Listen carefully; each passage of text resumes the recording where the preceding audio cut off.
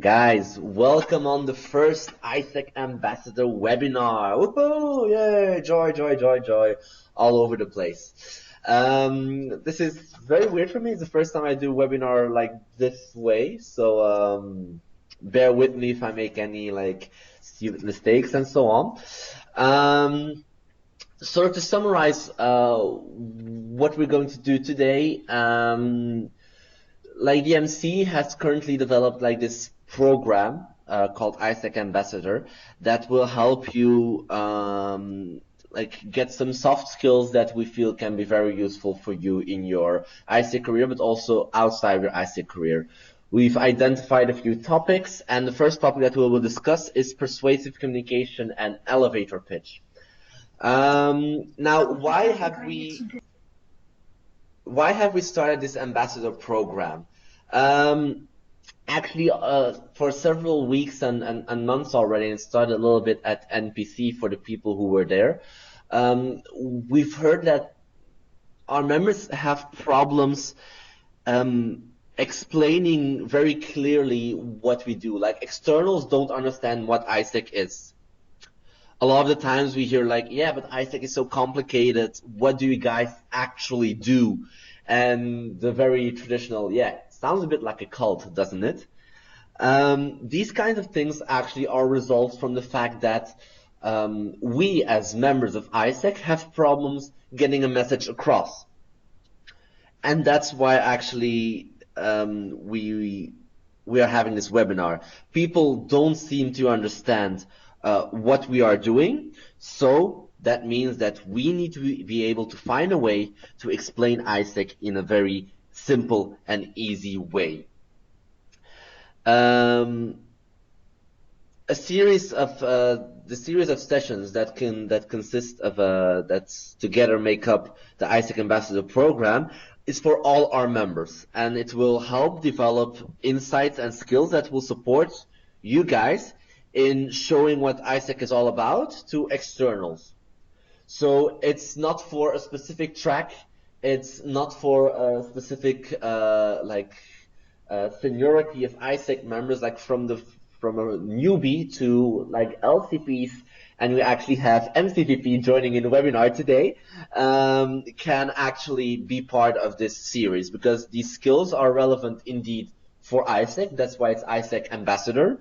But even outside of AIESEC, in your further career and your further life, I'm sure that these skills will be very useful. The skills that we will be covering in this program are very general. They have a lot of applications inside and outside of AIESEC, and most of them are very practically oriented. It will consist of a lot of tips and tricks, and at first sight, they might seem very easy, and that's also the purpose of the webinars, with some very easy changes to actually increase our efficiency and our effectiveness. It doesn't have to be all that complicated. Now, why exactly this session about persuasive communication and about elevator pitch? There are several reasons. The first and foremost, I think, based on a general reason for the ambassador program, it's very clear that persuasive communication and elevator pitch are two very necessary skills to know in order to explain AIESEC to an external. So it's very obvious, I think, that this is our first session of the program. Now, the focus of this session will be much more about one-on-one interactions. Especially the elevator pitch, even though you can use it in front of a group of people as well. And persuasive communication you can also use in written communication or online communication. I think the way we have approached this in this specific session is much more from a perspective that you are talking to one other individual, so that you really have a one-on-one interaction with that person. And that will be the main focus. Why? Because in our current timeline, our current AIESEC timeline, we will probably have a lot of one-on-one interactions with potential members and with potential EPs and with companies and so on. Most of our interactions that we have with AIESEC are one-on-one when we have face-to-face interactions. So after this introduction, let's go back immediately to the core of communication. Actually, I'm going to check a little bit on what you guys are saying as well. I want to ask you guys a question, and feel free to when you know the answer, just give me a sign and unmute your mic. Who knows what the basic communication model looks like?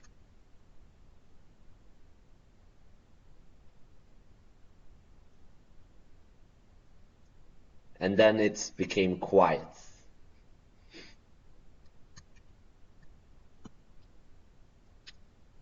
So I will give you a tip. This is the beginning.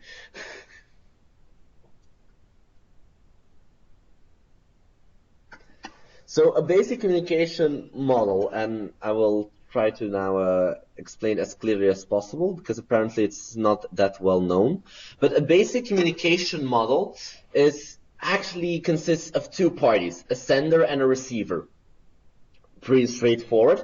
And this sender is sending a message to the receiver, and to do that he uses a certain channel or a medium. So for example, right now I'm using speech to send a message to you guys, the receiver. You can even use multiple channels, because actually I'm using speech and my computer and program and so on. So these are the channels that are actually consisting of sending the message. But every time there is a message that goes from the sender to a receiver. Now, of course, at the same time, there can go feedback from the receiver back to the sender. So when I'm saying something and you guys do not understand something, you will stop me and interrupt me and ask a question. And for me, that is feedback that I need to explain something more clearly to you guys. And then finally, so this is how this model looks like. This is a very simplified version. This is the most simple version of a communication model you can have. And actually, I'm almost like when I started explaining this communication model, I was saying that the sender is receiving a message to the receiver. But in this model, there's actually more than one message being used. First, there's a first message, message number 1 or M1.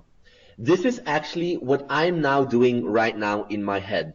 I'm thinking of the words. I'm thinking actually of what I want to say. I'm not thinking in words. Thoughts are not in words, but I'm thinking like a general concept that I want to communicate to you guys. That general concept, that M1, message 1, I'm going to encode and translate into message number 2, which are actually the words that I'm using. So my thoughts are the M1, and the words that I'm actually speaking are the M2. That is a translation of message number 1 to message number 2.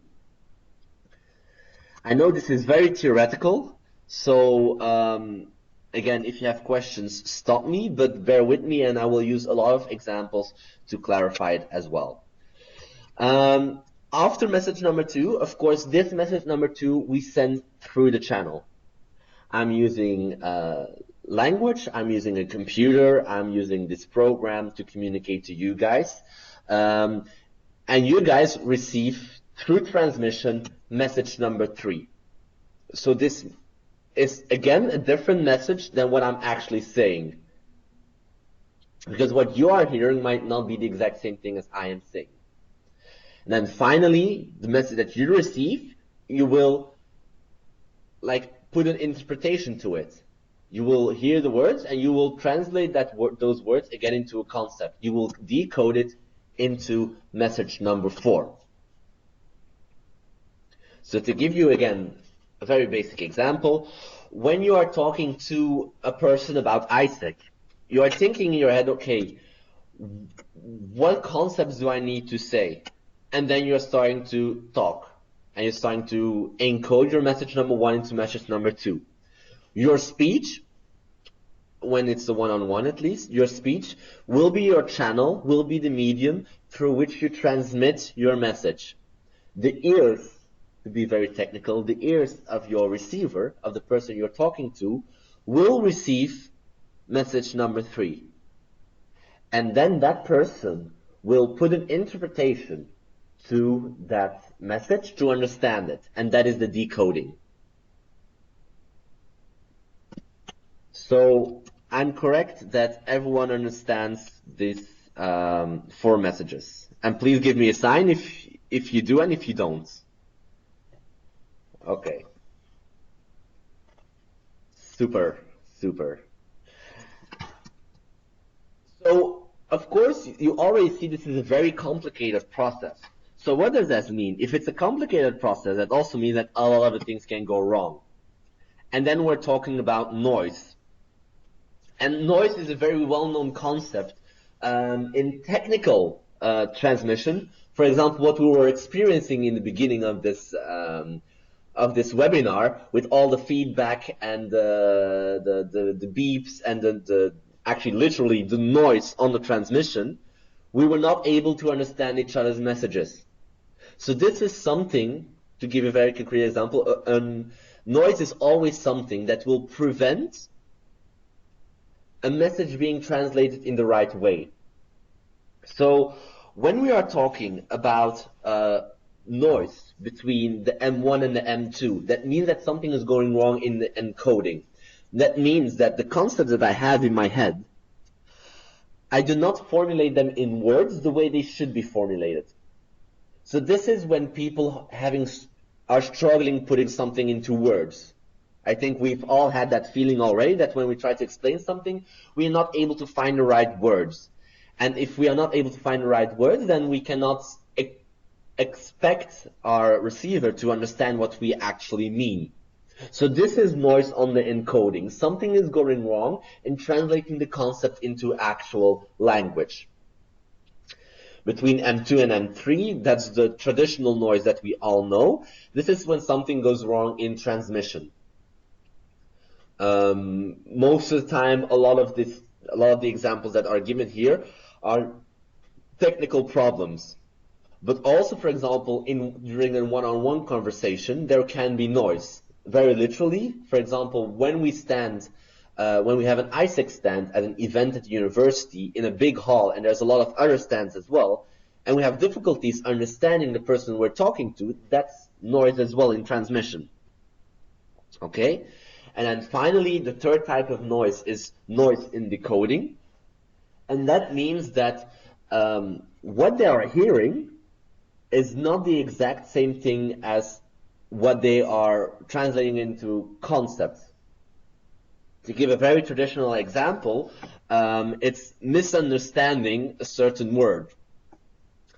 The typical example for AIESEC that I can give here, when we use certain abbreviations, they might receive it pretty well as M3, they hear the abbreviations pretty well, but they have a problem with decoding, and that's why they don't understand us. So decoding error is most of the time an issue that you are not using the same language, or that a word you are using signifies something else to another person. Another example I can give you, when I'm talking to Sandra, for example, who's calling companies to sell GIP and so on, a lot of the times he tries to talk a bit of Danish because it's easier to communicate that way with Norwegian people. But some words in Danish mean something completely different in Norwegian, and a lot of the times it's very confusing for her to have these different meanings. This is, again, a decoding error. Noise on the decoding. To give again like a final, because this is a very important concept and I want to make sure that you guys really understand what I mean by this. Very easy thing. Let's imagine you want to communicate something like a light bulb. You're thinking, okay, I have this concept in my mind, a light bulb, and I start describing it. Let's say without using the word light bulb, I'm saying, okay, it's something that gives light. It emits light, and it's like has this soft glow. And like what actually I'm talking about is more a different kind of light bulb, like this.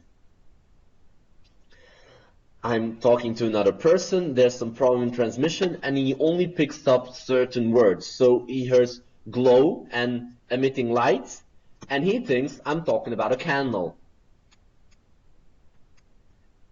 And perhaps for him, when he thinks of a candle, he thinks more of something like this.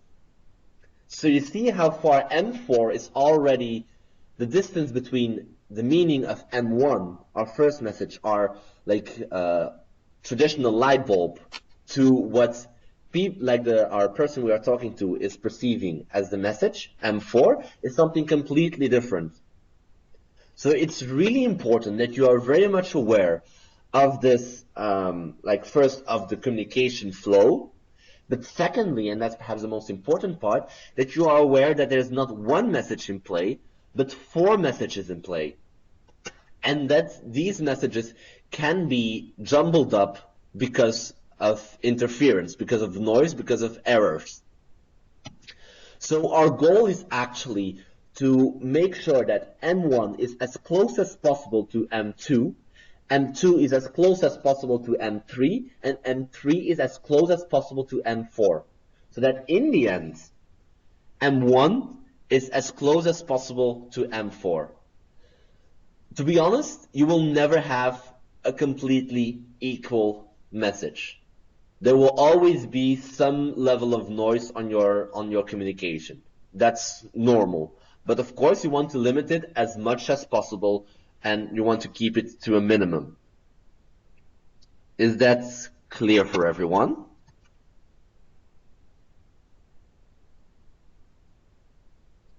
Yes. Awesome. Awesome. If I'm going too quickly, if I'm going too slow, you are free to give feedback and speed me up or something like that. So the focus of today, because like when we're talking about persuasive communication, a big part of the focus today will be about limiting that noise. But, and this is very important, since we also have, I could actually fill an entire webinar series about this if I wanted to. We're going to focus the most on the difference between M1 and M2, because these are also the things that we have the most influence on. Like the noise between M2 and M3, a lot of times it's external factors. And the noise on M3 and M4 is actually something that's happening inside the receiver. So we have even less influence on the difference between M3 and M4. So we need to make sure that our M1 and our M2 are almost exactly the same. Because that is the thing that we can influence the most. And if they are already as closely related as possible, then we will have less problems in M2, M3, and M4 as well. Okay, so we will focus on M2 versus M1 because it's also the starting point. So it's the most important point. Now, how can you prevent encoding noise? So the noise between M1 and M2. It's actually very simple. The first and most important thing is all about product knowledge. Like, what is AIESEC actually? What does AIESEC really do? And how can I translate this into language that externals will understand? And of course, I think most of you know the abbreviation KISS. Keep it simple, stupid. It's very important that we keep this in mind, of course. Now, I want to interrupt the webinar for a bit, and I want to ask one of our 11 participants to actually explain to me very shortly how they would describe AIESEC. It's like in 5 sentences, not more, very short, describe AIESEC. Who wants to be my volunteer?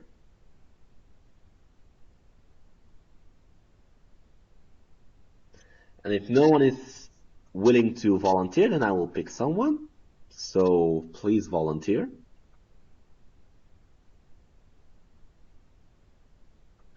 Okay, then I'm gonna ask Marit to unmute and explain to me in short what AIESEC is about.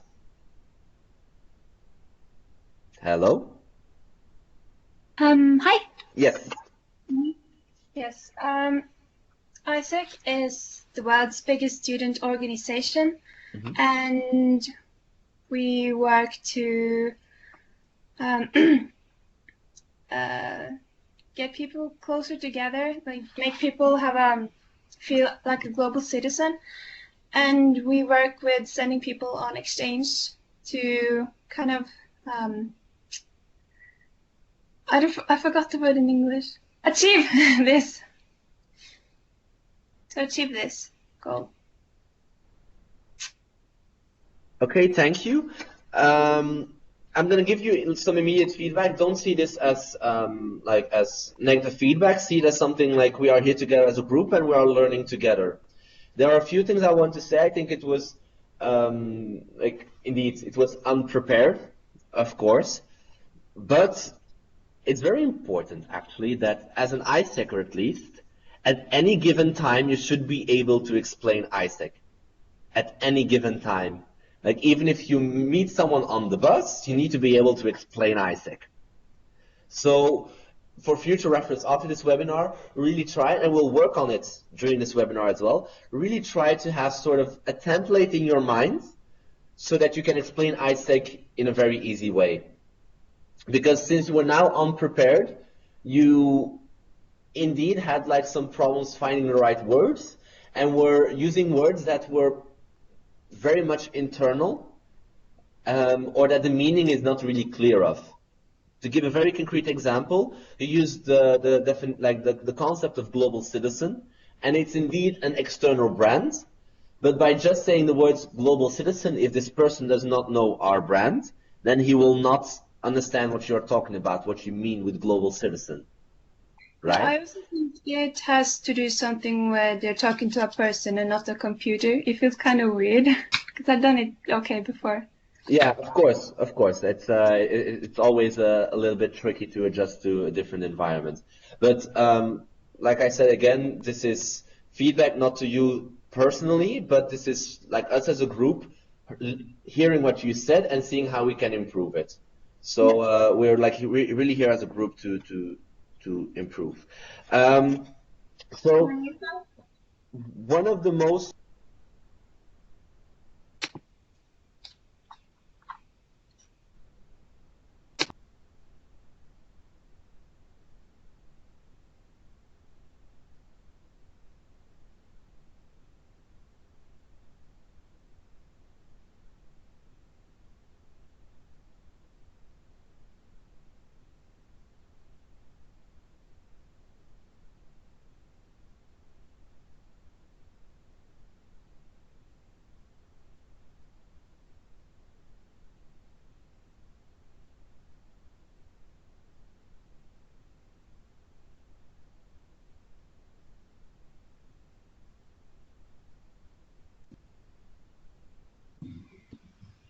Dries, you just muted yourself.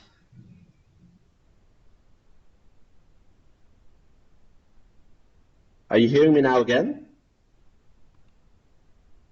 Thank you, Hannah. So what I was saying, one of the most made mistakes that people are making is that they are talking about AIESEC in very internal words. They are talking about the Global Community Development Program, and they are explaining a little bit what it is, but they are using so many different words that it's very confusing for externals to understand. Like, for example, yeah, we have these different programs. One of them is Global Internship Program, through which you can go on exchange and work in a company and have this kind of experience. And what we really want to achieve is that you develop your leadership through this exchange. These are a lot of very heavy words and very complicated words as well to explain something very simple. And I think all of you know this movie. I don't know if I have to show it. Perhaps, yeah, I will show it if I can. I should be able to do it normally, or not.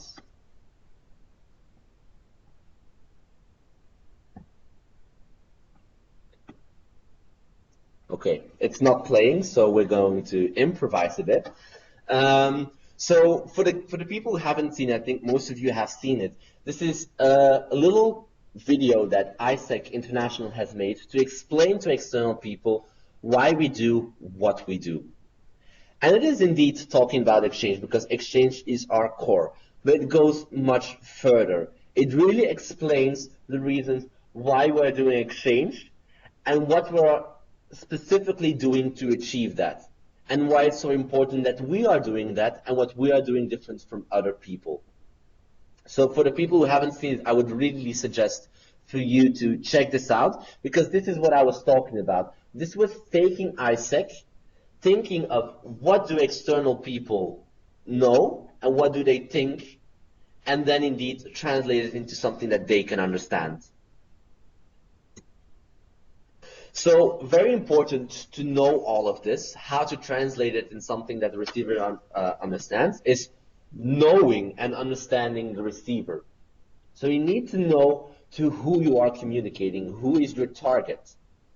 And to do that, you need to be able to gather as much relevant information as possible in the first few minutes that you are interacting with this person. You need to find out what makes them tick, why they do what they do. And now I have a question for you again. Like, give me some suggestions. How would you guys go about gathering this information? What would you do? What are the steps that you would take to start understanding your receiver?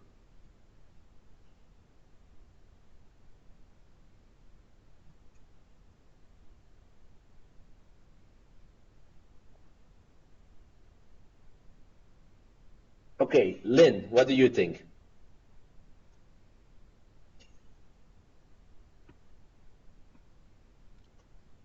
Hello, Lynn? Me? Yes, what do you think? All right, I will ask him what he study. Yeah, okay, so you would ask questions. What are you studying? What more would you try to find out? No, I'll try to find out what he interested in. Mm-hmm. Yeah. I know that at BI, people are very career-minded, so they like to go on an experience, which is, yeah, complement what they study. Yeah. So it tells a lot about the person, I think. You actually said something very interesting as well, because the first thing you said, I'm going to ask questions, right? And afterwards you said, I know that at BI people are interested in like are more ambitious, are more competitive, and are more interested in like this work experience and so on. So I'm going to use that. So even without asking, you already have some information on those people, right? Right. So how would you find that information? I'm actually quickly going to mute you again. Yeah. So how would you find that information? A few examples. First and foremost, very easy. You ask them. Another thing that you can do is actually look up some statistics. You guys here in Norway have a very good website called ssb.no, which is the National Agency for Statistics. They have a lot of interesting articles that talk about youth and what youth are looking for in Norway. The same thing what you can do as well, AIESEC a few years ago in 2013 released Youth Speak, which was an international survey amongst young people to actually see what was important to them. And just in general, try to read up as much as possible on the university website, because a lot of the times the university websites identify what kind of people are, or what kind of culture you have at the university as well, but also just some general articles as well about youth and about how to find out what people are looking for. And this is a very concrete tip I want to give you as well. Now, of course, when you know this information, you also have to use it. So you will have to give examples that really connect to their experience, that you really can like relate to them. That when they are listening to you, they are not listening to a stranger that is telling them something that they don't know about, but okay, it might be a bit strong, but sort of a new friend, like someone they just met and might become a friend, telling them about something that they can connect to. Like, I understand what this person is talking about. I felt from my own experience what this person is talking about. And that is something that you want to achieve in your communication. Make your communication relatable. And the first step to do that is understanding the receiver. So this was a bit more practical. The third thing is, of course, very technical, to make sure that you have good encoding, so that the concept that you have in your mind, that you translate them well into a message. And we have two different models, and these are like a bit of scientific models. I don't know, perhaps people who studied marketing or communication are familiar with these models.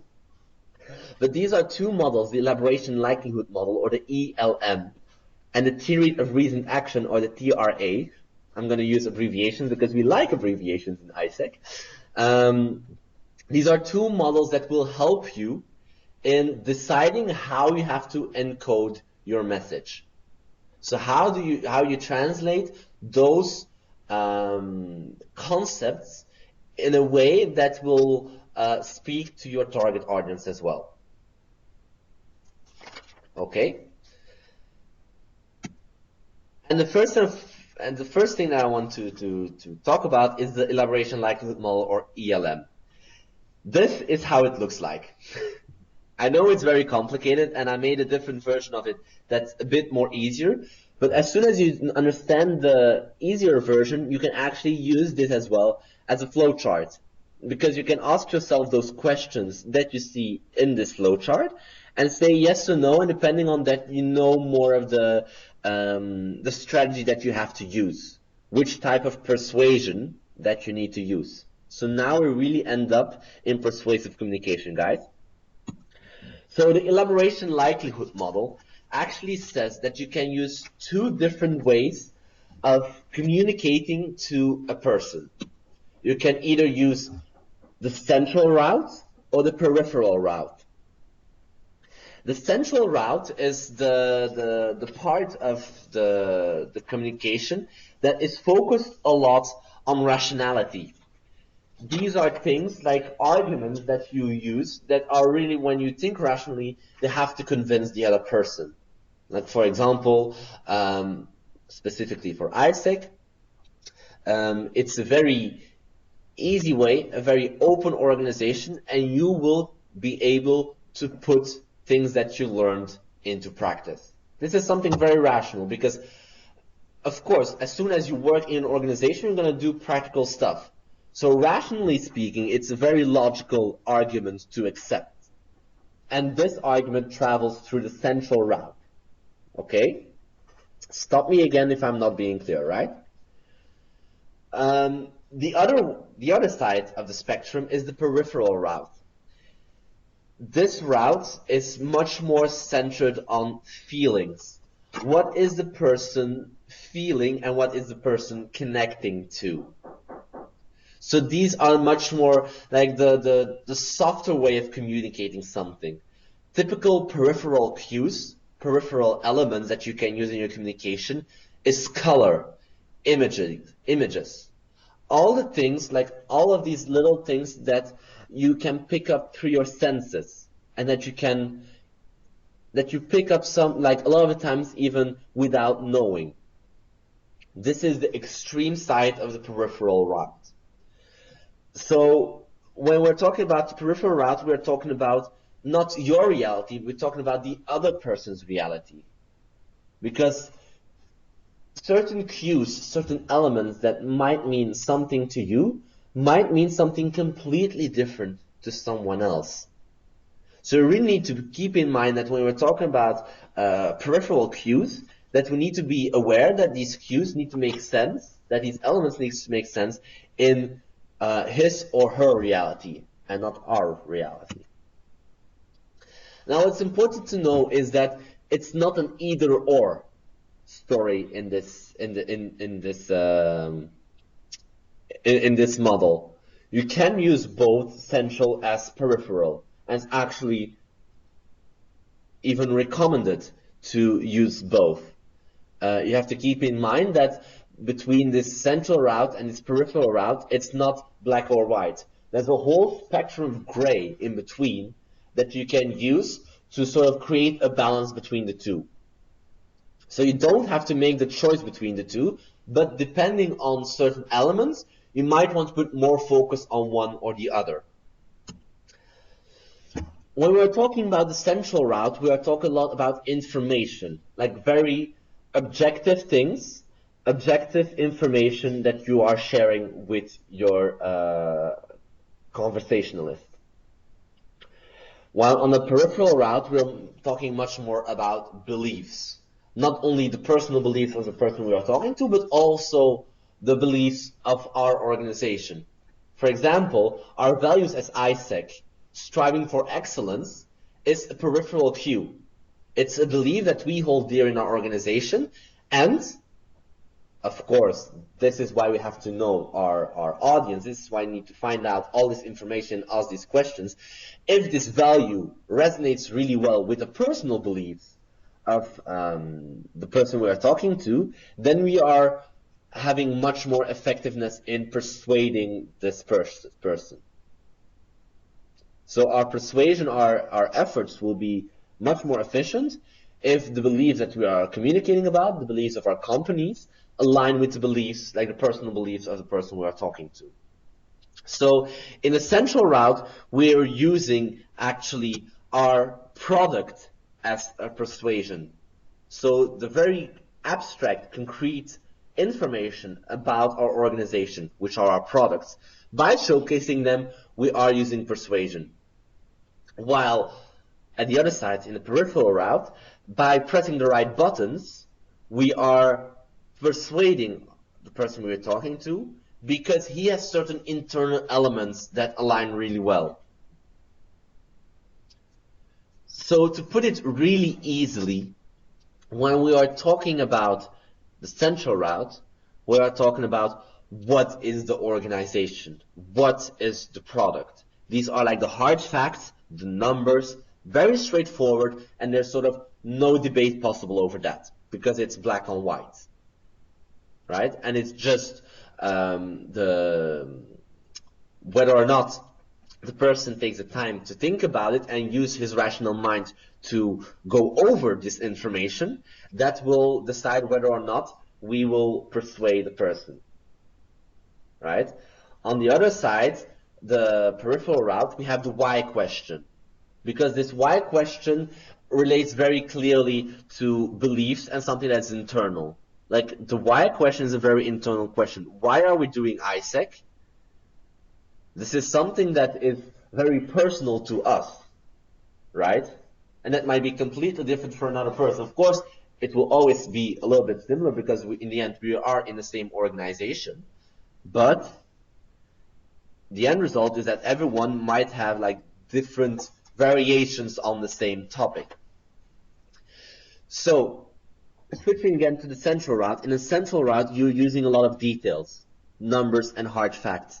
While in the peripheral route, you are using a brand, something that people can identify with, something that people can relate to. But both these routes, both the central and peripheral route, have the same objective, namely convince, persuade, purchase. And purchase is like the typical marketing term. This is not actually paying money for something, but purchase more general is sort of buying into our message. Okay? Is this clear? Yes? Yep. Okay. Great.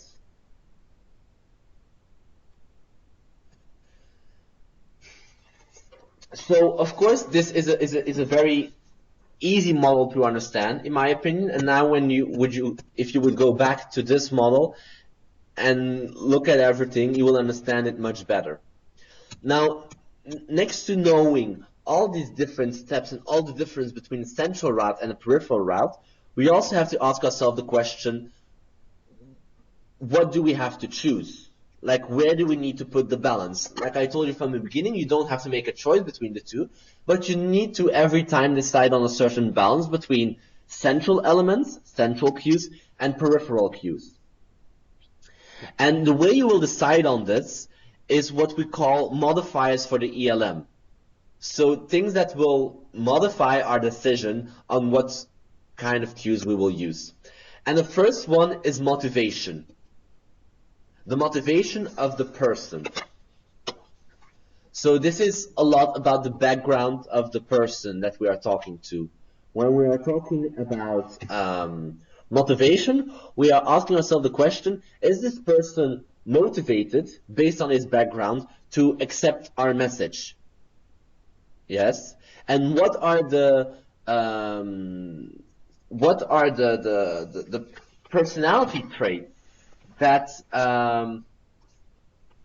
what are the personality traits that this person has that will allow us to work in a certain way with that person, to communicate in a certain way with that person? And typical personality traits or typical background elements are, of course, education. Like what we've already said, what Lynn said, people at BI, they get a certain education. They are business people. It's a business school, so it's a very important thing to know when you're talking to these people, because these people, they will probably be much more rational. So you will focus much more on rational arguments. So you will tip the balance a bit more towards the central route. Other typical background information that you can find out and you can use to make a decision is the gender of the person. There's a lot of research in what are the differences between men and women when you have to talk to it. Like some research claims that women respond better to peripheral cues than men, and so on. Of course, a lot of these things, as well with previous actions and projects, they are based on profiling. And what is profiling? It's generalizations. So it's saying, okay, most people with this background are this certain way, so probably this person who also has this background will be the same way, which is, of course, not always the case. A very important element, background element, that you need to be aware of, which is, I have to admit, difficult to assess, is the need for cognition. And the need for cognition is a very easy concept. Need for cognition is actually what the person, this specific person, how strongly he feels about thinking and reflecting on information that he or she receives. So for example, me personally, I have a high need for cognition. If I hear something, I need to understand it for 100%, or I will not follow. But other people, they are like more, yeah, okay, I sort of understand it. I don't have to reflect too much on it. I get your point. I understand. So need for cognition is something very important that in this elaboration likelihood model, in deciding which way the balance will tip. And to sort of trying to assess if people have a high need of cognition, yes or no, you can sort of use certain indicators. To give an example, if you are talking to a person that likes to discuss and debate a lot, is very keen on solving problems and idea evaluation, then this person probably will have a high need for cognition as well. And then it's better to use a central route. If the person does not score high on these specific indicators, it has a low need for cognition and also a low need of elaboration. So you will have to use more peripheral cues. But again, these are very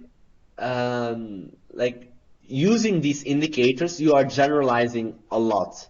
What is more important is that you keep your eyes and ears open when you talk to someone. Like, just try to pick up as much information as possible, not only by asking questions, but also by seeing how they react to something you are saying, because all of these things are indicators of what they are thinking. And all of these are things are indicators of how they feel, how motivated they are to process your message. Okay? The tools that you can use to assess this and to find out these indicators and to see how motivated they are is actually using pauses in your speech. So I've already tried to do this a little bit, like give you examples during this webinar. A lot of the times when I like drop a pause, I ask a question and I just wait. Even though like it might sometimes be a rhetorical question, but by just leaving the pause, you leave room for the other person to react, be it with words, be it with expressions. So over internet, of course, it's much more difficult because you are missing one of the most important lines of communication, which is non-verbal communication, like sounds, facial expressions, body language, and so on.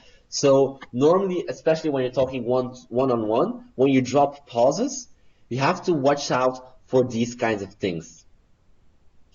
So these expressions that people are using, both facial expressions, but also how they express their body.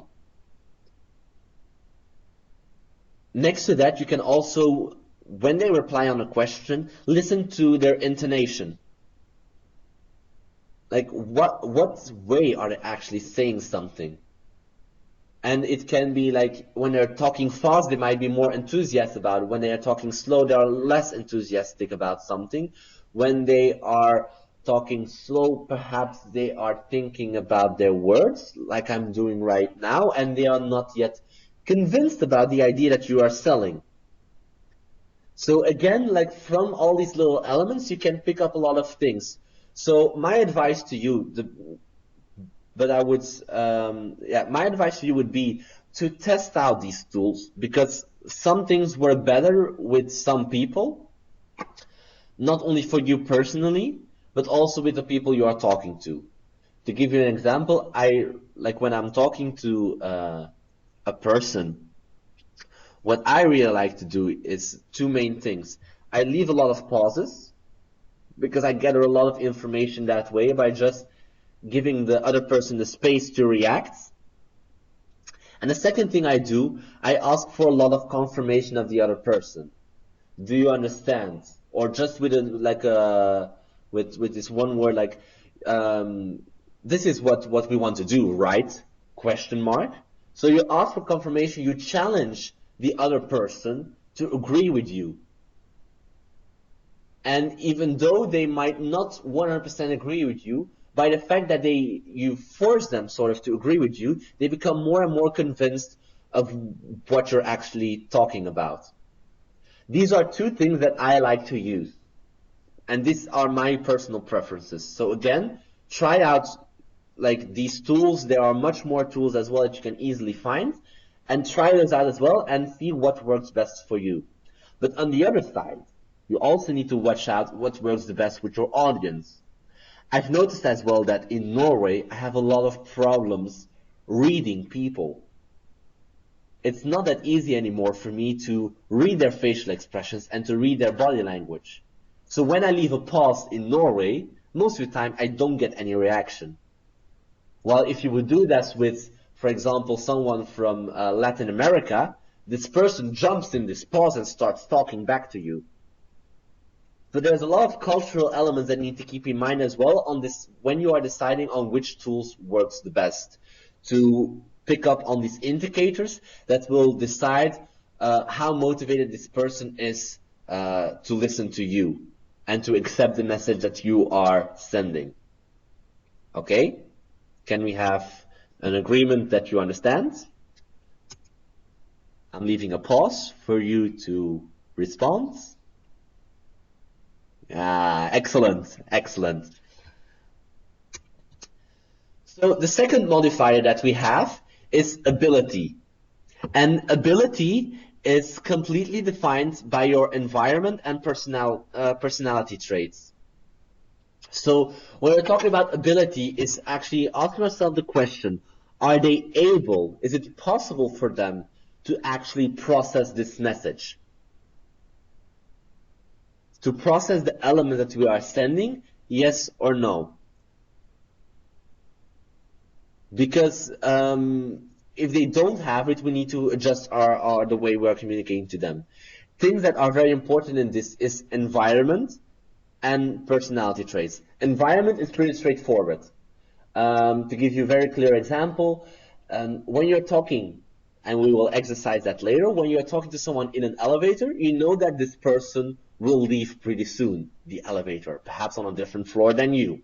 So you need to make sure that, so you need to be aware that this person only has a limited ability to process your message, right?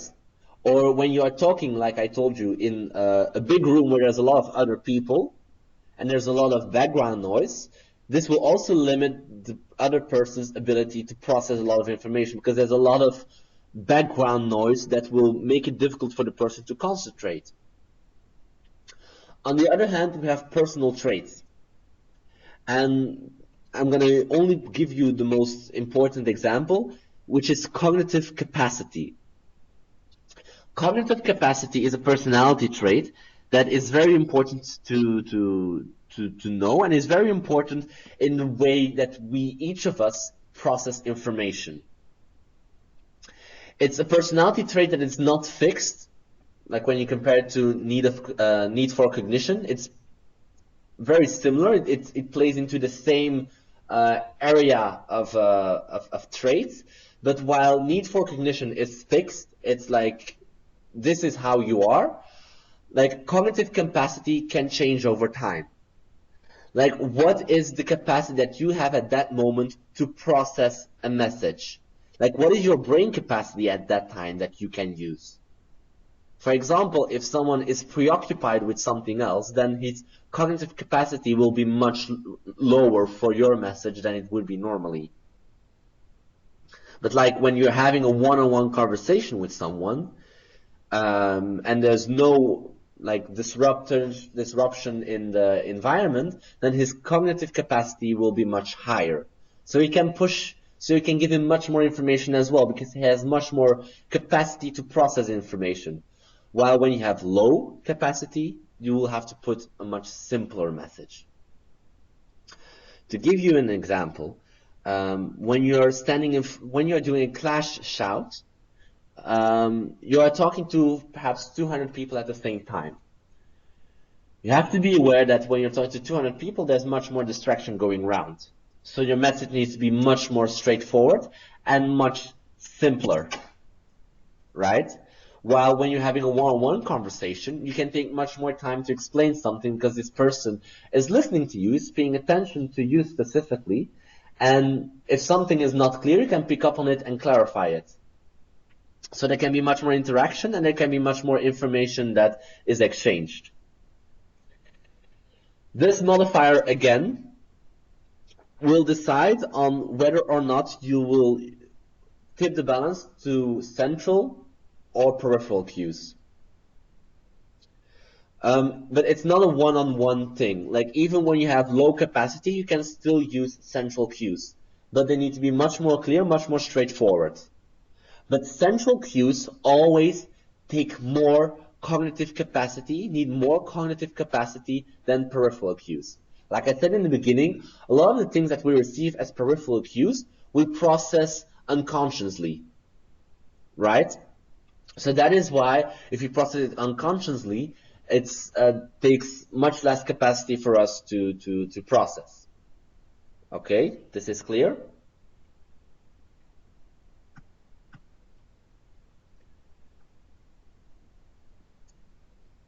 I'm checking the messages. Yep. Okay, great. So these are the two, I think, most important modifiers. These are the two most important modifiers that you will have to be aware of when working with the elaboration likelihood model. When deciding if you will have to use more peripheral cues or more central cues. And I'm going to go back to the original flowchart. You see here that actually all these things come back. All these modifiers come back as well. You see here motivation to process, right? Ability to process. Is there a lot of distraction? Okay, so on. And based on that, you will use like more peripheral or more central. You see this difference? So by using this, like this decision-making process, you can see if you need more peripheral cues or you need more central cues. I'm going back to the next thing. And again, the tools that you can use are pauses and repetition. I actually forgot to mention this. I apologize for that. So you have to assess, not only to assess their cognitive capacity, but also to like increase their cognitive capacity. You can use certain tools. For example, leaving pauses, because then you leave them time to think about what you are saying. If you keep on going and keep on talking, the person at a certain time cannot process any more information. So if you leave a bit of pauses in between your words, not only in between your sentences, but even in between your words, you will increase cognitive capacity. What you can also use is a lot of repetition, a lot of examples as well. Like for everything that I've explained, I've given you at least 2 examples. Why? Not because those examples are different, but it's sort of repetition of the same things. And I'm using synonyms for using the same thing but in a different way. But sometimes even pure repetition works really good as well. Because pure repetition can become to really give a concrete example, if you use a certain word every single time when you talk about a certain topic, you will like align that topic much more with the meaning of that specific word. That's why in AIESEC we are using leadership that often. Like what we are trying to do is by always saying, okay, AIESEC leadership, AIESEC leadership. When we talk about AIESEC, repeat the word leadership as much as possible. That way, they are going to start to link AIESEC much more closely to leadership. And it is a bit artificial, and you need to really train on this if you want to do this, because of course you also want to avoid people noticing that you are doing this, using pure repetition to anchor something in their mind. You do not want people to like notice that you're actually influencing them in the way they are thinking. And over the rest of the webinar, I will try to sometimes stop the webinar and actually point out that I just done something like repetition using synonyms, used one of the tools that I just explained right now. Because no matter if you're studying AIESEC or you are delivering a webinar like I am doing right now, you can still use elaboration likelihood model. For example, on this specific page, I have both central cues and peripheral cues. The central cues is the information. The peripheral cues, for example, is this red exclamation mark. Because red is the color that people link to something important, so all of a sudden their attention gets pulled on that. This is very easily explained, very easy examples of making a decision between central and peripheral cues. I kept this presentation very simple, like in terms of design, just a white background, black text, very consciously, because I did not want you guys distracted by it, because I want to use a lot of central cues, central elements, and I wanted to make sure that your cognitive capacity was completely used on what I was actually saying and not on what was happening on the screen all that much.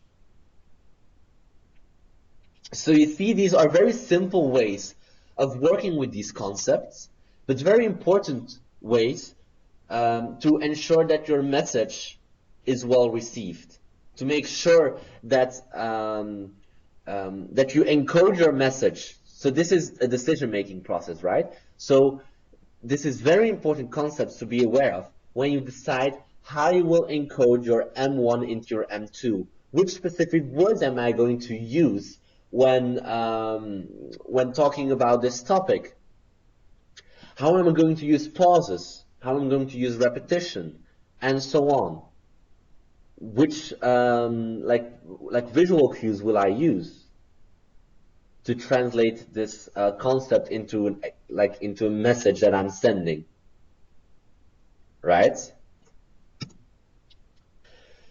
A second part, a second theory that I already talked about, like that I already mentioned as well, is a theory of reasoned action.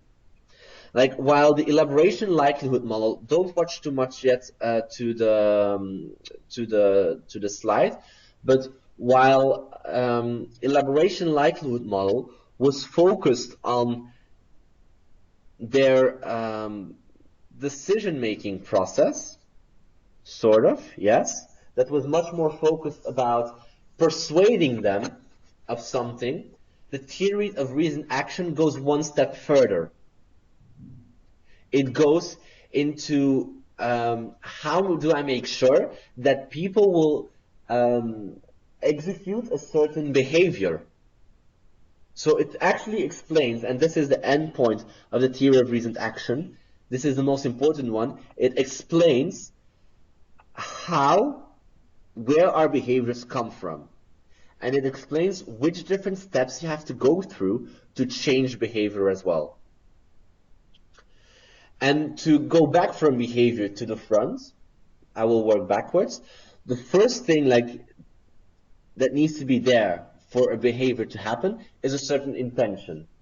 Like, the person we are talking to needs to have the intention to sign up for an exchange program or sign up to become a member. Because if he doesn't have the intention to do it, he will not do it. But having the intention is not the same than actually doing it. Like, for example, when we talk to people at one-on-one, we are able to convince them and give them the intention that they have to sign up. But how many of them actually do sign up? Not all that much, right?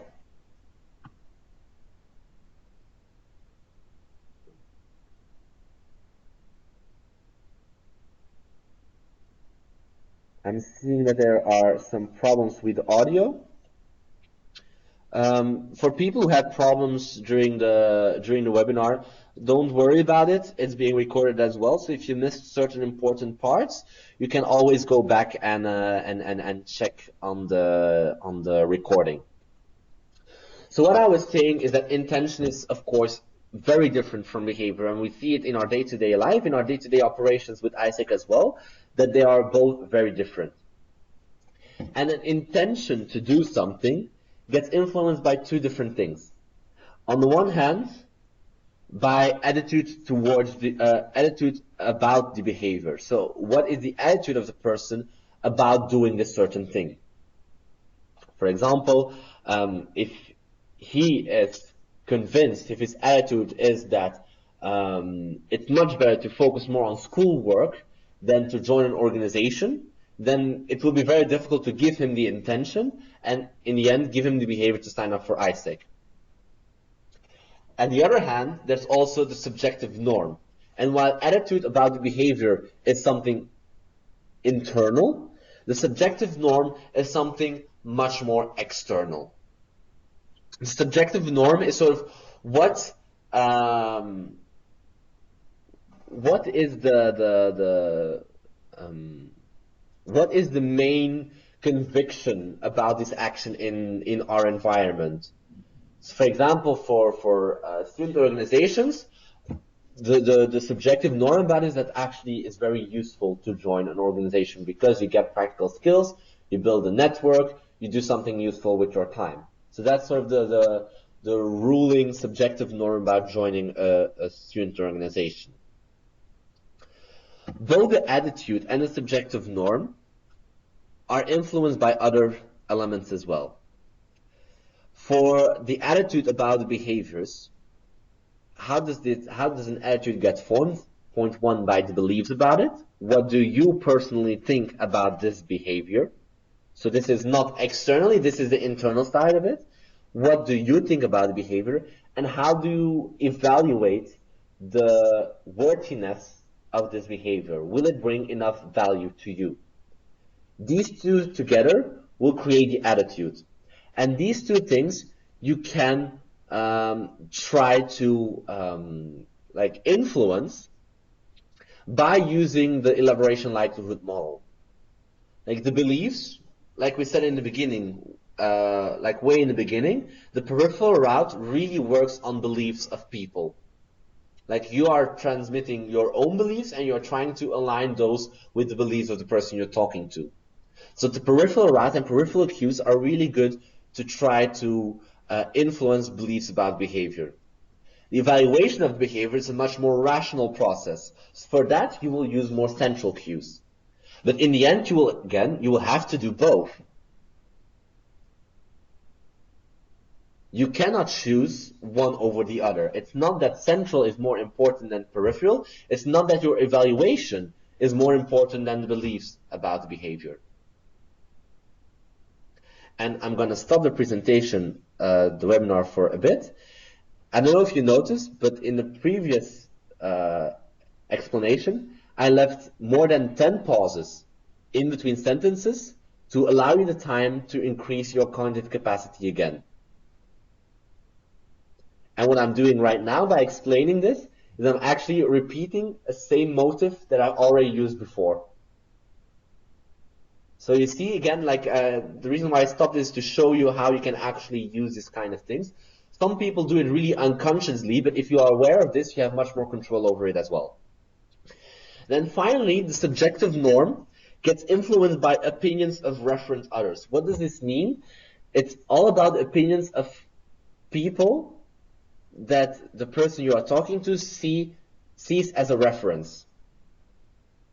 So it sees as a person that that person opinion matters to you. And that's why we work so much with endorsements. That's why we always try to get endorsements and testimonials. That's why we use blogging and so on, because we want to showcase what other young people have done with AIESEC and positioning them in that way that the new people that we want to attract see these people as relevant to them. And then the final thing that is very important towards a subjective norm is the motivation to comply. This actually identifies whether or not you are a rebel or not. Like, do you want to follow like norms, yes or no? Because some people are just, let's call them stubborn and wants to go against the stream. And this is something, and that's why there is a red cross, is very difficult to influence. Because this is very, very, very internal. Is this second model a bit clear as well?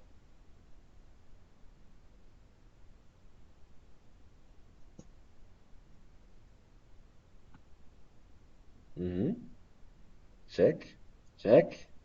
Nice. I like how this is going. Then finally, as you know, now we did a lot of like theoretical stuff. I know that, and I want to like now go to something more practical, for which you need less cognitive capacity. Look, I'm repeating again. I'm using exact same words to ensure that you are picking up, and repeating a lot, that you're picking up on my message, right? So I'm going to move into something more practical, which is the elevator pitch. This is very closely related to, you could see this sort of as the practical translation of all the theory that we see right now, because the purpose of an elevator pitch is to convince someone, right? Or at least to get the person interested in. Might not like complete convincing, but at least stir some interest. So to do that, when you make your elevator pitch, you have to keep in mind like all the elements that we're talking about right now. Like, where are you doing this elevator pitch? In what kind of environment? Okay, then for this elevator pitch, I need to use more these kinds of cues. What kind of person am I talking to? Okay, I need to use other words. I need to use other concepts to explain this to a person. You will explain AIESEC, you will pitch AIESEC differently to a company than to a student. Right? So all this information that all this theory and that I've shared with you right now, you will have to use to create the best elevator pitch possible. And to use that theory, first you need to use the tools that I explained, like repetition, like pauses, so that you can first find out how this person is actually reacting. Okay? So when talking about the elevator pitch, I think everyone knows what an elevator pitch is, but to repeat in a very one easy sentence, imagine that you are standing in an elevator next to the CEO of let me think, an interesting company. Okay, we'll put it more next to you. Imagine that you're standing in the elevator next to the dean of your faculty. And you're thinking, damn, this is my chance to talk to this guy. I've been trying to get a meeting with this guy for weeks and for months. And now I'm in an elevator together with this guy. And I have his attention for me for like the entire elevator ride. This is my opportunity to get some interest with the dean for AIESEC, right? But you know as well that an elevator ride doesn't take that long. So you need to actually explain in a very short period of time and in a very clear way what you want to communicate. And for this, I want to teach you a specific framework, a very easy framework. And I would advise you to already write down the different steps for this. But it's a very easy framework, and it will allow you to do an elevator pitch in just 5 simple steps. And we're going to do it like in kindergarten. We're going to use our fingers, the 5-finger elevator pitch. So the first finger is when you start to explain actually what you do or what the organization is doing. And you focus, of course, on what is relevant for that person. You can start this sentence, a typical start for this sentence is, I create or I help. So what are you doing in the organization and what is the organization doing in general? And again, KISS. Keep it simple, stupid. Because again, you don't have that much time. Don't try to explain a lot of difficult concepts. Just forget about those concepts and try to use concepts that he already knows. Try to explain it in his words, not in your words. So that is the first finger. I create, I help. The second finger is what that means for you. So this is the point where you are telling him how what you are being part of, how your message is relevant to them. And to do that, you have to put yourself in the other person's shoes. Like when you are talking to the dean and you're talking about like personal development for students or like traveling for students, this might not be all that relevant for the dean. But when you're saying, listen, we're giving students practical experience so that they are better equipped for their future life, for their career, and they can find a job easier, then this is something that the dean will react much better to. Because for a university, the employment rate of their students is something very important, right? So you have to put yourself in the other person's shoes and think about what is relevant to them. Then you translate what your organization is to what it means for them. Finger number 3. In addition, it will also mean a typical start of the third sentence. This is where you go concrete. Like the point number 2 was more the translation, which was still pretty general. But the third thing is where you go really concrete. What are the exact benefits from working with AIESEC? Point 4 is what I'm offering you today. Because in the end, like just you explaining AIESEC, that is a lot of fun. But if you do not say to that person what you want to get out of this conversation, then he will not offer you anything on his own. You need to ask for something or offer something, and and push the other person to accept your offer. And today is a very important word in this, because you don't have to say to that person what you can do for that person in 3 months' time. For example, when you're talking to students, you don't have to say, yeah, I'm sending you on exchange. No, that is not your offer. What are you offering today? For example, in terms of the dean, or in terms of come back to the example of the dean, what you can offer the dean at that specific time. What I'm offering you today is actually discuss together with me how AIESEC and the university can benefit from a cooperation. It's not you saying you will benefit this and this and this way, and this is how we should cooperate. No, what you're offering today is the possibility to have a discussion. And the discussion is the most important word in this sentence, and not the cooperation. The cooperation is the result. So what can you do for that person right there on the spot? That is what makes it important. So you have to be very, very concrete. Don't go into anything abstract, use something very concrete. That is what I'm offering to you today. And then finally, the last finger, our thumb, is how would you like to follow up on that?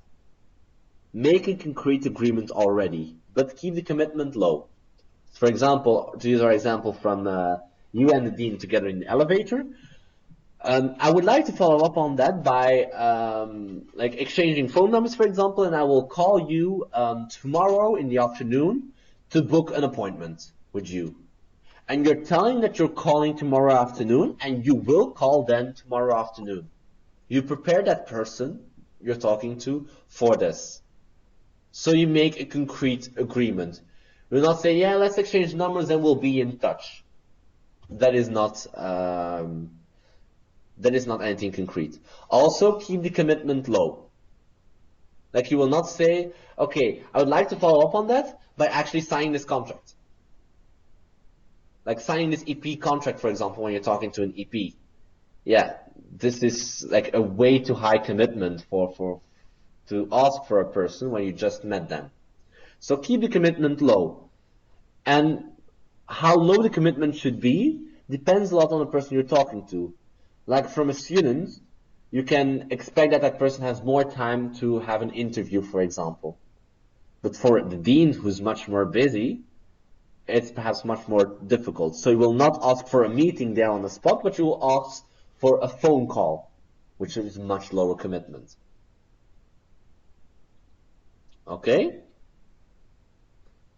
So, what I want to do now is I'm going to open... Oh. I'm struggling with my Windows. What I want to ask you right now is for you to actually do an elevator pitch for me right now. Just like I did with Marit, just try. Like, don't be concerned about making a mistake. Don't be concerned about anything of this. This is us working together and like practicing the skills that we are doing. So I will quickly type in the different steps because I don't have an overview slides. I help. Number 2 is what that means for you. Number 3 is what that also means. Number 4 is what I am offering today. And number 5 is how would you like to follow up? So who wants to try this out? Let's use a concrete example. Let's say you are at Okay, we're in recruitment period, so let's talk about recruitment. Imagine that you are at an event. AIESEC has a stand at that event, and there's a person that passes by the stand. You say hi, the person says hi back, and like looks expectingly to you. What do you do? Pitch me using this framework, membership for AIESEC. Who wants to do that? Come on, guys. Hey, we're here to learn, huh?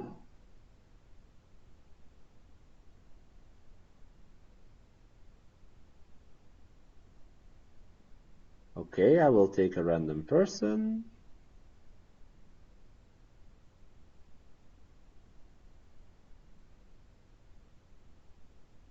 I want to hear Ivana. Okay. Can anyone hear? Can you hear me? Yes. Yeah. Okay. Well, for people who don't know me, I'm your NFT design. So, okay. So I never did AIESEC recruitment, but I did a lot of OGX selling. For me, if someone came to the stand, I would first start like this. Hello. Can you tell me your name? And I guess then they tell me their name and so on. Do you know something about AIESEC? And then I listen to them. Okay, so you don't know anything about it. So AIESEC is an international organization run by students. Our main goal is to provide, to develop people professionally and personally for exchange, and to organize those exchanges ourselves. So one of the reasons I joined AIESEC a year ago is because I wanted to go to internship myself, and then after going through the process, I realized I really want to send other people to have the opportunity to experience that as well, because I believe the exchanges are a very nice way to develop yourself, learn something new. And also AIESEC also gives you an opportunity to meet many other people, to do a lot of networking, to have an opportunity to go to conferences, learn a lot of new things. And also there is like so many possibilities. I think if you ever ask anyone who joined AIESEC what it did to them, everyone will tell you how much they changed, how much they developed, how much they learned. So we're explaining for like one sentence what I learned would not be very easy. So what you can do for now is like sign up this little form, and we can contact you later on to invite you to our introduction seminar, where you will hear even more about AIESEC, and where you have like opportunity to fill up the application to apply for the organization itself. After which you'll have like a small kind of information talk with a smaller group, where we'll see what kind of person you are, what will be the best for you, and where you can tell us what you are interested in the most, and so we can like set some sort of expectations, and know who expects what from anyone. And also, if you have any questions for me now, you can ask them, and I'll be very happy to answer. Yes, that would be it. It's a bit long. Okay, thank you. Indeed, you said it yourself, it's perhaps a bit long. It depends a lot on what kind of environment you are in. If this person is really responsive to you, you can make it a bit longer and be a bit more elaborate on your explanation. What do you guys think? What would you do differently than Ivana, or what would you do the same? What did you like about her pitch? What do you think could be better? You can just type it if you want.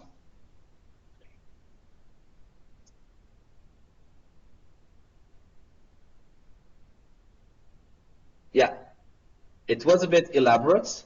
So indeed, in terms of cognitive capacity, it was perhaps not simple enough. But on the other hand, I have to say that the words she used were very much relatable to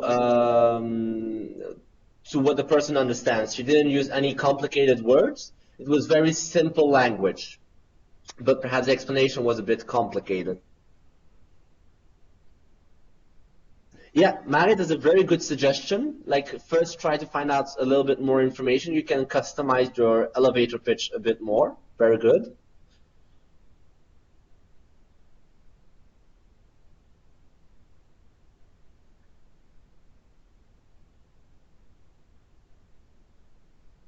Someone else? I see still people typing something.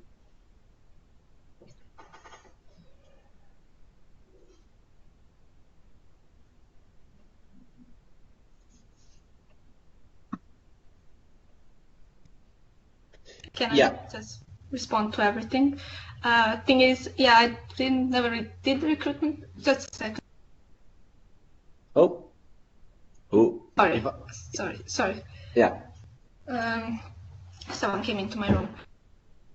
Thing is, I always did OGX, so I know exactly what to say for that. For the recruitment, I know how it goes a bit, but I'm not exactly sure. I'm not exactly sure what I can offer them, and I don't even know exactly which environment I'm on, what kind of things I have with me, and I'm not sure even how you do it in Norway. So for me, so that's why I missed some stuff, and I was improvising a lot. But yeah, those are all very good suggestions. I think in general it was a very good elevator pitch, especially like doing it on the fly. Like you should really try to work on your elevator pitch as well. It's not something that okay, now all of a sudden you need to do an elevator pitch and you start doing it. Like right now, this is what I ask from you guys, and I know it's a very complicated, a very difficult task to do it without any preparation. But in the end, um, when you think about and reflect about this and have an elevator pitch ready at any time, you will be able to deliver that. Because even if you know OGX really well, if someone surprises you, you might still not get out of your words. So I would really suggest that you guys, each of you, like write your own elevator pitch with things that connect with you as well. Because what I think it was Lynn who said it, that Ivana was very enthusiastic about how she explained AIESEC. If something is connecting to you, Ivana also used her own experience to explain AIESEC. If you are enthusiastic about something, you will transmit that feeling as well to the other person. This is also peripheral cue, for example.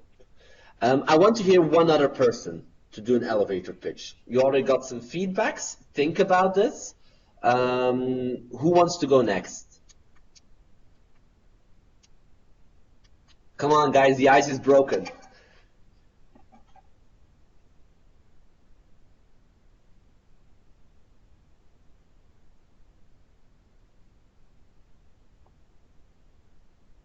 Nuts, how about you? Hello? We can hear you.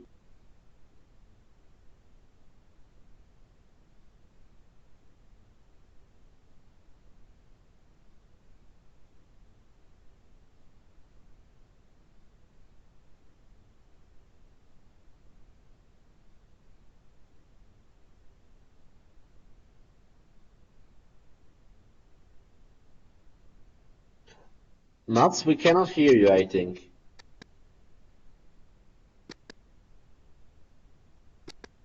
Hello.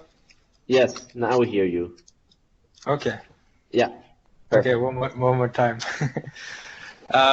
So I would start off by approaching the person and asking, why do you know why we are here on stand today? And then the person replies, and I would say something like, well, we are looking for students who are interested in joining our organization. What we offer is leadership development and also being part of a global international basically your attention here today. You have also the opportunity to sign up right here, and we will contact you as soon as possible and schedule a nice interview or a meeting together with you. And I will keep it as simple as that. Okay, thank you, thank you. Any feedback on this, guys?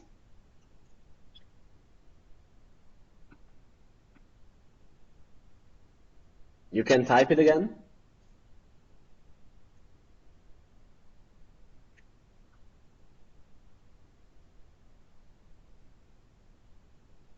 No feedback?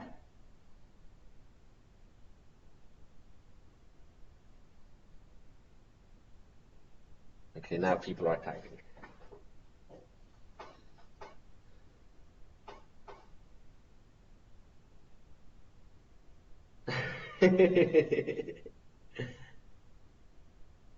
Ola Martin, you have some feedback as well, I see.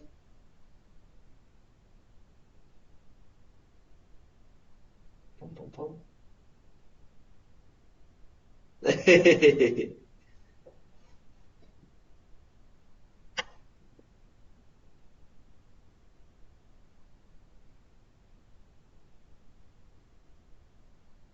We will wait for a bit.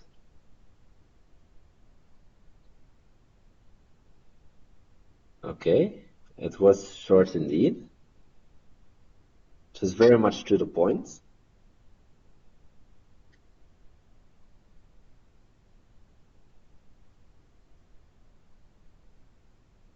Yeah, indeed, that's the cognitive capacity.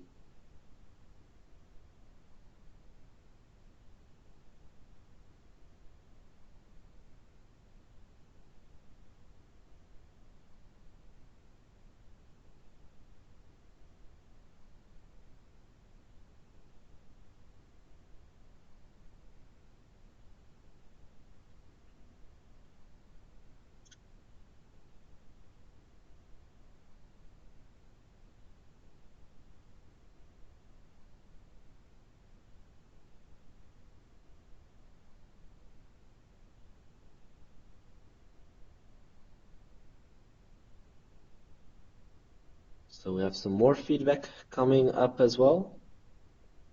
I see. Yeah, very true, Marit.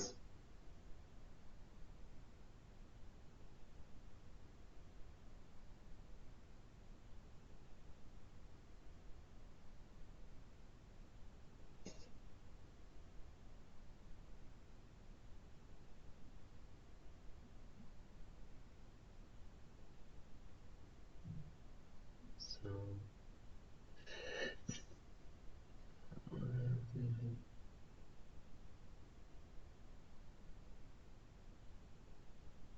yeah, that might be a very good point, Ivana, to avoid the word interview. It depends a little bit on what connotation it has with the person you're talking to, of course. But if you can lower the threshold, then it's always better, of course. I want to pick up on something as well, because a lot of people were talking about the length. It was short, it was simple, but at the same time, which is good, but at the same time, I felt that you also skipped some information that is pretty crucial. I sort of felt that you rushed over the first step, explaining what AIESEC actually is, because you explained what we can offer them, but not what we are. An international organization, and that was it. And then you start to talk about opportunities and so on. So you need to make sure that if they don't know AIESEC yet, first you also set some expectations. This is what we do.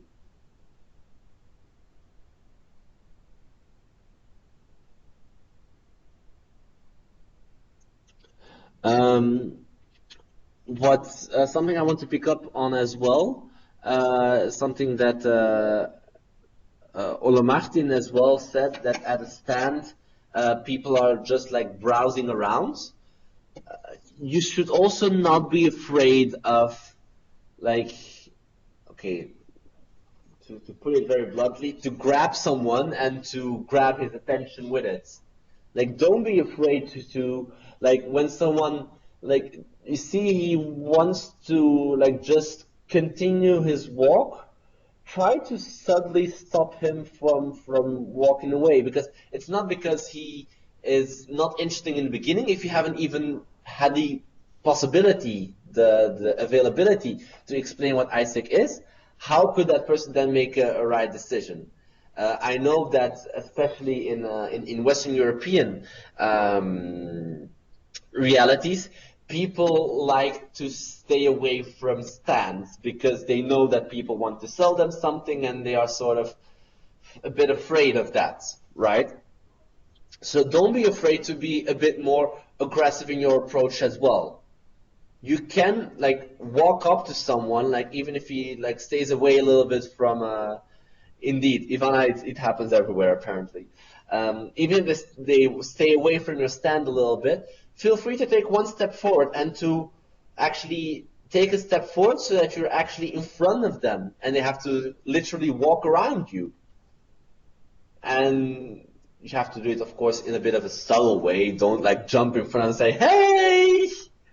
But like approach them in a very subtle way, but a very direct way as well, so that they cannot ignore you either. I would like to see that. I would like to see that happen. And I think those are the main things I had for feedback as well. Just make sure that by keeping it short and simple, you do not become incomplete. Make sure that you still have your 5-finger sales pitch, that you don't skip any steps.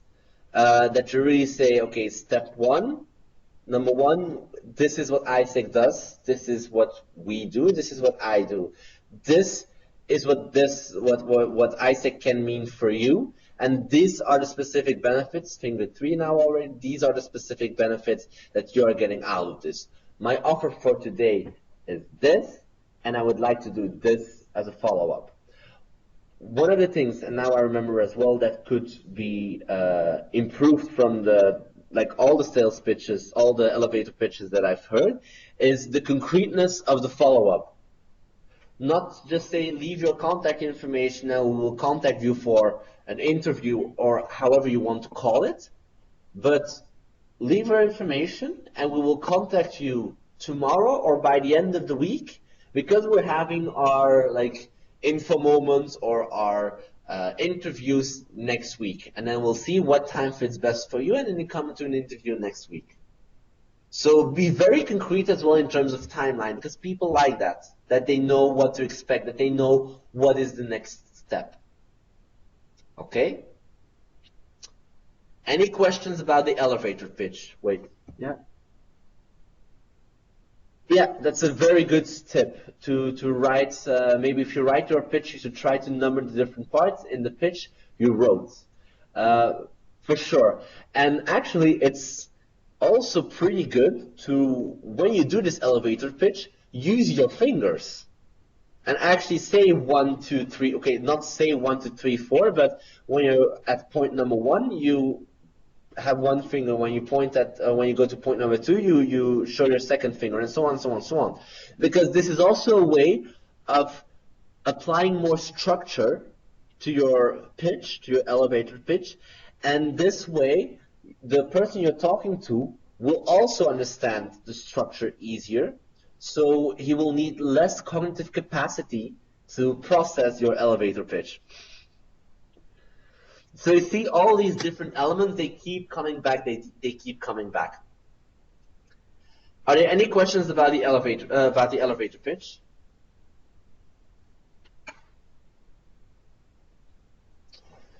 Then are there any questions about this webinar in general?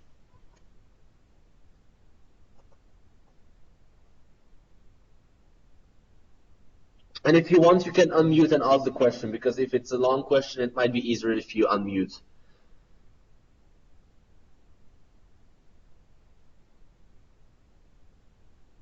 Okay, then I will go back a bit to step number 3.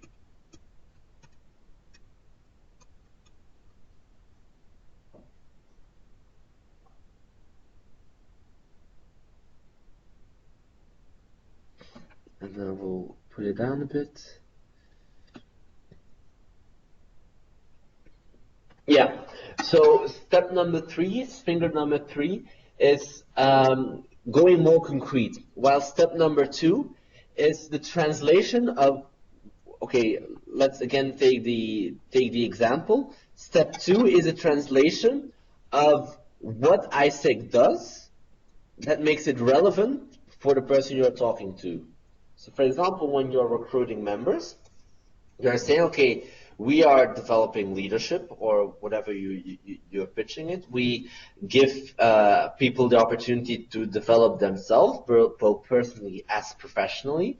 What that means for you is that when you join AIESEC, by the activities that you're doing, you will learn a lot of new skills that you will never get at university. And the benefits for this, and now I'm on step 3, is that after your university or after your AIESEC career, you will have a whole new skill set that will help you in your later work as well, but also in your personal life. It will give you more confidence, it will give you more this, you will be this and this and this. So while step number 2 is more translating what's AIESEC as a general organization or AIESEC as a program, like membership or exchange, means for them, and then going into what the benefits are. So step 2 is only the translation, sort of. And step 3 is explaining them why it's so good for them.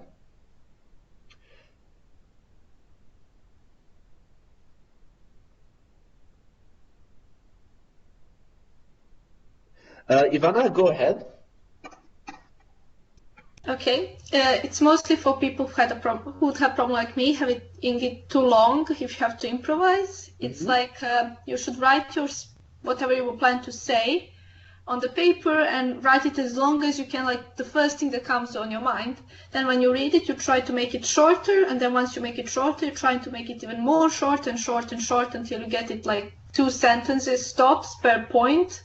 So you can explain like whole what's AIESEC in 1 sentence. If you get like real pro without using the heavy words, people usually won't understand. So that was just, you write the long version, then you cut it until you make it as short as like a speech you could give in the elevator from one floor to another. Yeah, indeed. Yeah. Like what I would advise as well is that you actually time yourself. It's a very good tip, Ivana, and I would really recommend everyone to do this. And then as soon as you have it, actually time yourself how long you need to deliver your pitch. And it should never be more than 1 minute. You should actually aim for 30 seconds.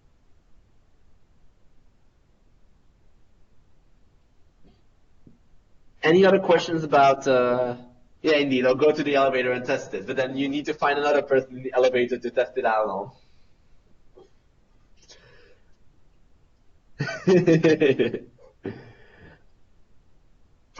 We have a lot of very proactive people in this webinar. I like that. Any other questions about elevator pitch?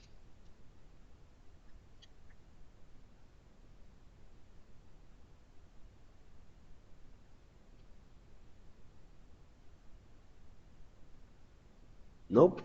Nope. Any general questions, like about the entire webinar? And it can be about the, like, first about the content of the webinar.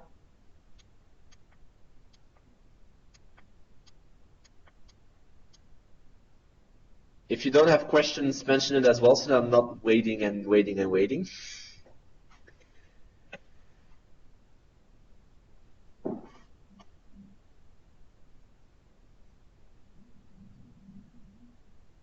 Okay. Some practical information, like I told you, this webinar is being recorded. I'm going to try to put it on the YouTube channel of AIESEC Norway. I don't know if it will take a webinar of 2 hours. If not, I will find another platform to upload it. Yeah. Hola, hola. It's always very much fun to work with very big files. Any questions about the ambassador program in general? Can be practical as well.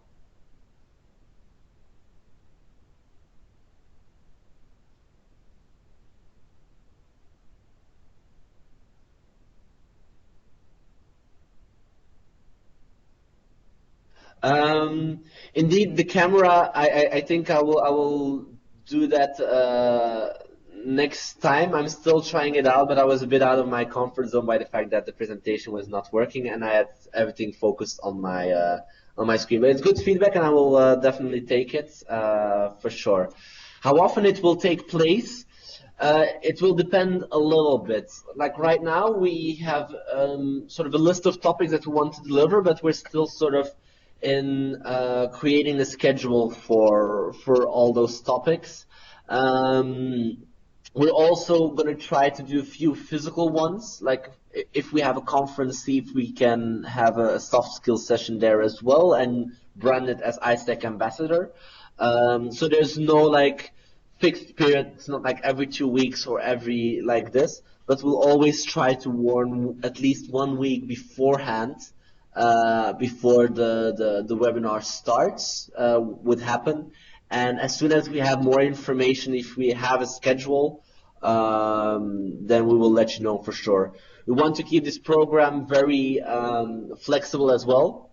So if you guys have suggestions for topics that you want to see that you think are very relevant to have in this ambassador program, feel free to share it as well, and we can be very flexible in that. And if we see that we have more things, more topics to discuss and to deliver, then we will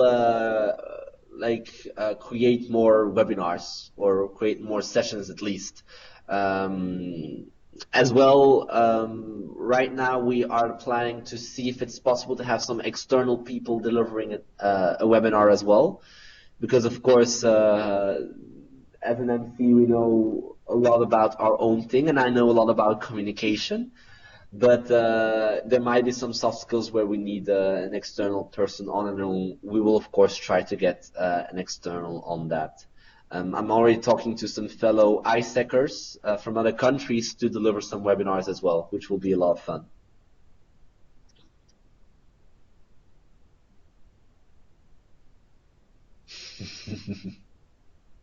Okay. Do you guys have any more feedback towards me in terms of how this webinar was going, and about the content of the webinar, feedback, like just general feedback on how this, about the delivery of the, bless me, about the delivery of this webinar? Apart from the webcam that Ivana already mentioned.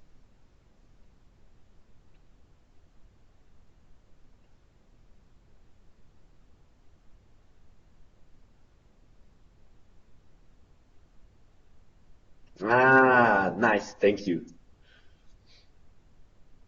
You want the prettier, yeah, but you're a designer, of course, yeah.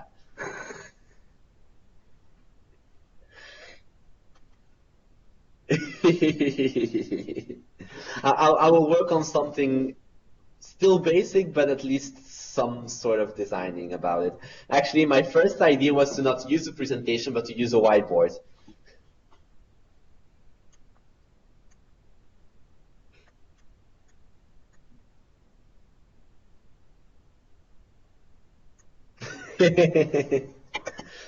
Yeah, I don't know how good my handwriting is for that.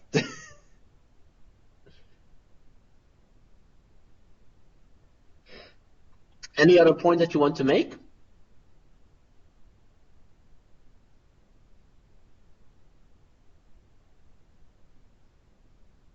No? Then I want to thank all of you for attending the webinar. I think it was really good that I see right now that we have 10 people in the room. I know that some people had to leave early, but I think we started the webinar with like 12 people for the first webinar. That's very good, in my opinion, so I'm really glad about that. There was a lot of interaction, for which I would like to thank you as well. And you will receive the recording pretty soon from me, and then I wish you a very nice evening and hear from you soon. Bye, guys.